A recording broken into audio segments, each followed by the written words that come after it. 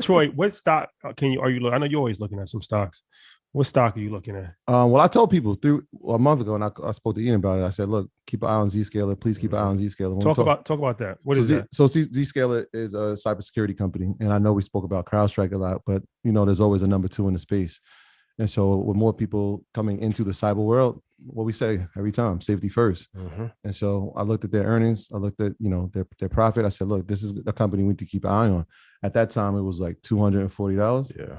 Today it went to an all-time high of like 314. Yeah, 314. And so that one, and obviously, y'all know, I thought somebody was going to DM me.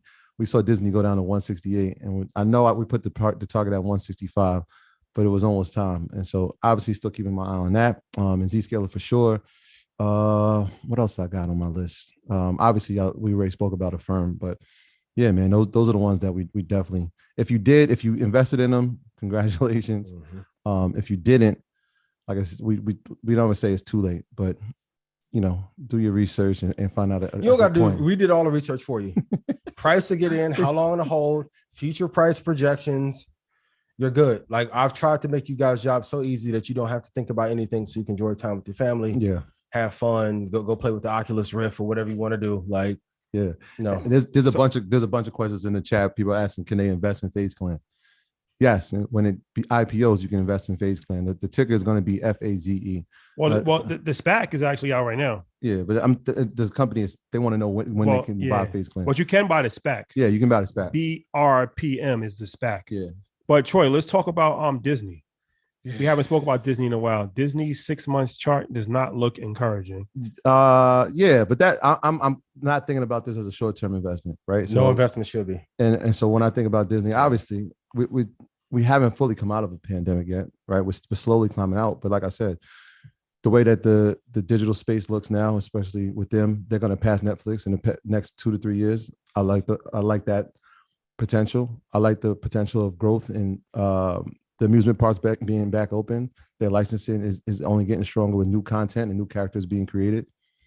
I'm big on that. Like I said, they have an audience that will always get younger. And if we can find companies that are going to have a built-in audience, especially that's going to get younger, number one, the kids will have attention. And what the first thing kids do, can you buy? Can you buy? Can you buy? Can you buy me this? Can you buy me this? Can you buy me this? Yeah. And so they're always going to have a user base and a customer base built into their ecosystem. So Disney, 10 years ago, Disney was $36. It's at $172 today. Yeah. And it went to 79 in 2020, and it went to 203. For it to be a non-tech stock, that's amazing growth. Like we're getting spoiled with 30, 40, 50% gains. This is like the universe we live in now over the last year and a half to be able to pull out 500 to 1,000%. It's rare air. Yeah. And please be patient because you're going to sell off too early. Like even during the recession, I was telling everyone, hey, like get it at 89, get it at 75, continue to hold it. You'll be good. Shout out to Drew who executed on it. If you have kids, you can see the impact that this has, but some of the debt on the amusement park side is the only thing that's driving them down, but they're not like a pure tech stock. Like this is hella great gains for a company like this that is not. Yeah, they're solely, the profits are pretty much coming from Disney Plus. Yeah. Like solely. And so, like you said, when you put all those things back into the fold with Disney Plus, which is only growing, and that doesn't mean I hate Netflix. We spoke about Netflix. Shout out to Big Draco. Yeah, shout out to Big, and we already spoke about Squid Game. Who made us watch Squid Games at his house. How that's worth a $900 billion valuation, just Squid Game in itself and the marketing behind it. And like I told you with the deal with Walmart, and doesn't mean I don't like Netflix. I do like Netflix, but I obviously, if you look at the projections, and yes, their original content is getting good. It's pretty good, but they will be passed in the next 3 years by subscriber growth. That's a fact. You know what also I'm looking at? Live Nation. I told you. You've been telling people about. Oh my gosh. You know I've been saying this. It was $47. I said, look, at some point we're going to open this thing back up and people are going to go back to concerts. And that is happening. People are going back to concerts. Even with vaccine mandates, people are going back to concerts. I think, was it at like $100 right now? It's $102.85. We were saying this since it was $47. Yeah, you've been saying that. $47. You're strong on that. Live Nation is a strong company. People are back outside. People are going to shows. They want to be outside and going to shows. They support. Even MGM Resorts is up like, 49. Yeah, people don't want to stay in the house. Like, and also too, like from a personal standpoint, people don't have but people don't have personal accountability enough to stay in the house. So these reopening stocks that were there last year, they're eventually going to take off. They may not take off the same way as Tesla and Netflix, but they're there. That's why I keep telling you guys, like, hold for a 10-year period and you'll be good. Please. The biggest issue is everyone wants to get 1,000% return, so then you can go buy Balenciaga and Bottega real quick. It's like, as a person that can do it, it means nothing. Yeah. Like being able to take, like, write in chat, who is the person that you love the most right now?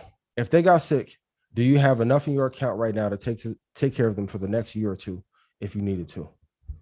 That Gucci's not going to give you that same feeling, because like the part that does not get talked about in our community, you can buy time. Like I love that movie with Justin Timberlake called In Time. Like you guys should go watch it. Like Great movie. You can extend someone's life in a healthy fashion if you have enough capital to do so. But I want us to forego the luxuries and treasures of right now for the treasures that we can end up having in the future. Or you can do whatever the hell you want to do. I'm gonna keep my baby Xander in these stocks for 40 years. I'm gonna continue to be in them. Dream Team's been in them, and we'll run it up. But come join us. And I told, if you look at Live Nation's chart, so people asking the ticker LYV, look at the chart. Look at the pace they were on pre-pandemic. They were on pace to have a record breakout year. The number of ticket sales were at an all-time high. The projections for 2020 were going to be incredible. Corona obviously cut it. I mean, it looks like a knife got sliced right exactly when the pandemic hit. And now they're peaking again.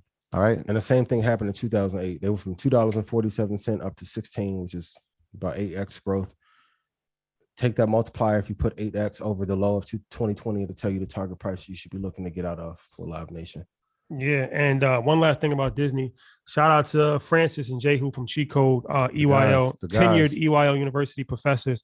And they spoke about consolidation period. And if you look at this chart, the consolidation thing is Ian was on that YouTube live the last time we did YouTube live with Ian and Francis. So it's looked like it's been consolidating for about 6 months.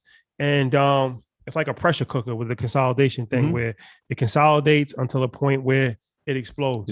And it's time to build a base. We just saw that with AMD, right? How patient were you with AMD? We watched it and it hit all-time high today. I put a substantial amount of money in my AMD option when I was down. Mind you, I was already down a substantial amount, but I understood that there was a chip shortage. We talked about that a lot, but then also understanding the charts that AMD was consolidating for a long time, like months. And a lot of people got frustrated with AMD and sold their AMD and it went crazy. The reason you guys don't have the money you want, because you won't stick to a plan long enough for it to materialize. You see me now doing this. Ty, how long we've been brainstorming about this? 03? I was playing diplomatic community like crazy with Hell Rail when we first started getting into this heavy. Hold for a longer, and the reason I can talk crazy like this, bro, I'm free. Like, and I want y'all to be free. You have to hold this shit long enough for it to materialize for you. A 3-month consolidation period, like you guys are upset when we hit all-time highs, upset when we bottom out in 2020, upset when it consolidates. What do you want? It's part of it. This is what every business, and for those of you that are athletes, you will have a peak time in your season. There'll be a time when you're like in the middle of the season and doing okay, and then you have your games where you just don't do well. That is true in life, but you have to take advantage of those consolidation periods. And this is when you can buy more shares. Please write this down. In a period of consolidation, that is the time to build my base. You should be happy. If you think a stock is going to take off to the upside and it's ranging flat, you should be elated. And when it takes off to the upside, you'll be good. My graduates from my school being Forbes, bag drop. Bag drop. A mic drop, bag drop. Bag drop.